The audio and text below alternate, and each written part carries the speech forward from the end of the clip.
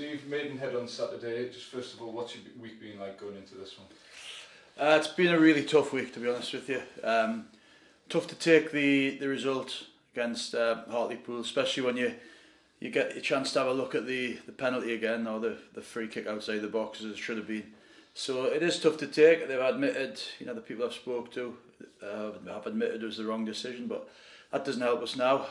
They just need to get them right on the pitch. I think spend a bit more time talking to the linesman and taking a bit of time. He tend to give it so quickly that didn't really give himself a chance to think about it. So disappointed because it's a different game if that happens. We might get a bit of momentum, we might get the crowd on their backs a little bit, but that's gone now.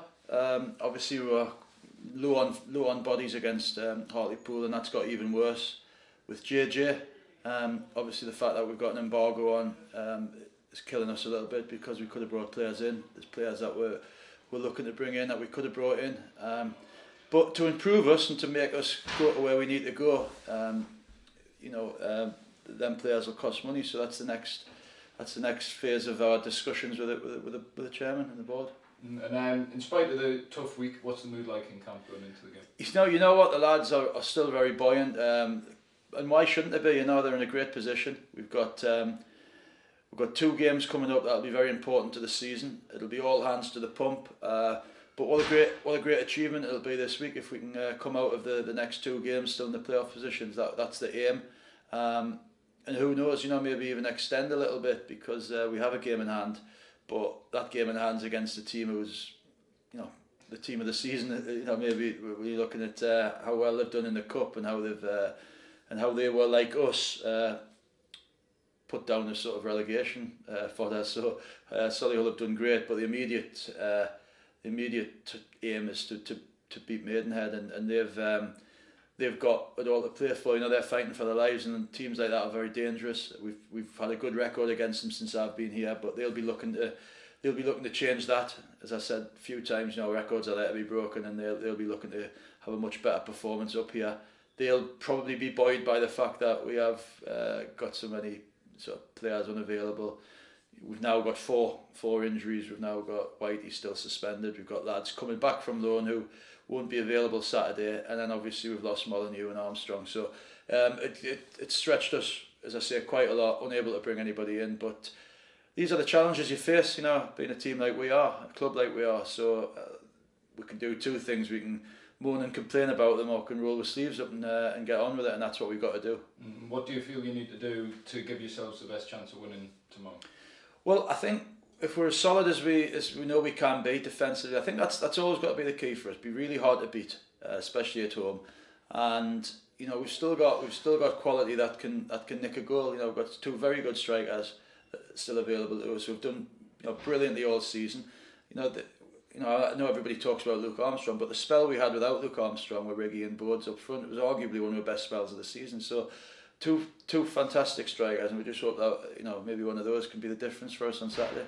You touched on having a few players back for Solihull, but after that it's a nice 11-day gap. Are you sort of embracing that, looking forward to that? Yeah, I think hopefully, fingers crossed, we can do something about the embargo. If that's the case, I would like to think in that spell we'd get a chance to strengthen. But as I say, that's out of my hands for the moment. All I can worry about now is Maidenhead, Solihull, and then when that break comes, if we're in a position to do something, it would be welcomed. Are there any players who perhaps haven't played the past few games who could be back in contention for the next couple? Yeah, Elliot Forbes would have been in contention against Hartlepool. He'd have probably started against Hartlepool, but he went down with an illness. Worst timing in the world for him, because he's been very patient. He's done very little wrong. He played the first 2 or 3 games of the season. He's been unlucky not to be involved since, but his attitude's always brilliant. And he'll come back into the reckoning now, even though he's probably still a little bit under the weather. But apart from that, we will. There might be players have to play out of position, but from my experience, I was asked to do that quite a lot. I kind of embraced it, so hopefully they will. Hopefully they know the game well enough to do that. So what I would say about doesn't matter how much scouting they've done of us, I bet you they won't be able to guess what team we start with. Yeah, and it's a chance for those players who perhaps we haven't seen a lot of to really prove themselves and step up to the mark. It is. I thought Connor grew into the game, who hasn't played many games. I thought he started off, you know, a little bit hesitant because of the first time and the fact that we were on behind after 5 minutes. But after that, he got better and better, and he's a really fit boy. Cameron Salken came on in an unusual role for him, but by then we needed him to be a threat, and he was a threat. If that's a role he's going to have to do again, he's going to, you know, we're going to have to really talk him through the responsibilities of that role. But as I say, we'll have a look at what we've got tomorrow. What we do know is the lads that we were hoping might come through fitness tests haven't, so we will literally have the bare minimum again. I would suggest we'd probably have 12 outfield players to choose from. Is there anything you could do between now and tomorrow? Well, if we can get permission, we could maybe get players, a couple of players signed that aren't attached to clubs. But I'm reluctant to do that because unless they're good footballers, you know, I don't want to bring people here under false pretenses. I don't want to put people in that, you know, these lads have worked really hard this season. So I'll have to have a real scour around, but we might not even be able to do that. You know, we might not even get permission to do that. So as we stand, I'm looking at the ones we've got available. Right, that's great. Thank you. Cheers.